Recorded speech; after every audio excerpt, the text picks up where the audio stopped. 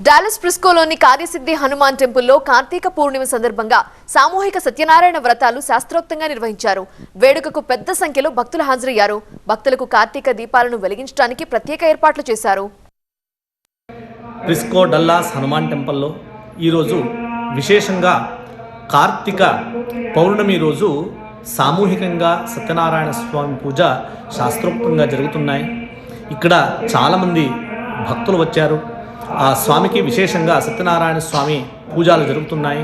తర్వాత కార్తీక మాస ప్రయుక్తము దీపాలు అందరూ ఒత్తులు పెట్టి మంచిగా ఆ దీపారాధన చేస్తున్నాను, ఆ స్వామివారికి చేస్తున్నారు.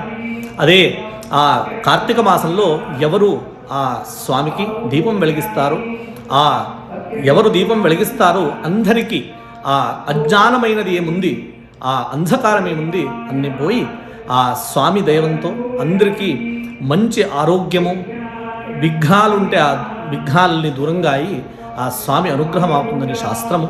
అందుకే ఇక్కడ విశేషంగా అన్ని పూజలు సత్యనారాయణ స్వామి పూజ జరుగుతుంది.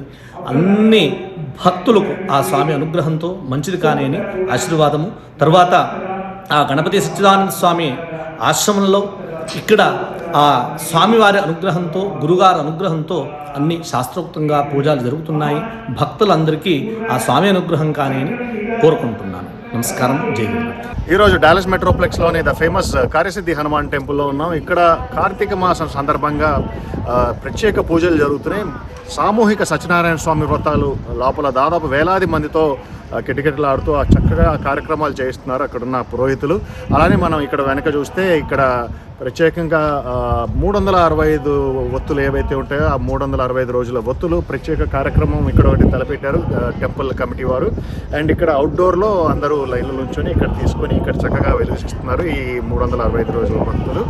అయితే ఇలాంటి చక్కటి కార్యక్రమాలతో కార్యసిద్ధి హనుమాన్ టెంపుల్ ఈరోజు ప్రత్యేకమైన కార్యక్రమాలతో ముందుకు సాగుతుంది. Venkat Mulakutla, Dallas, Texas.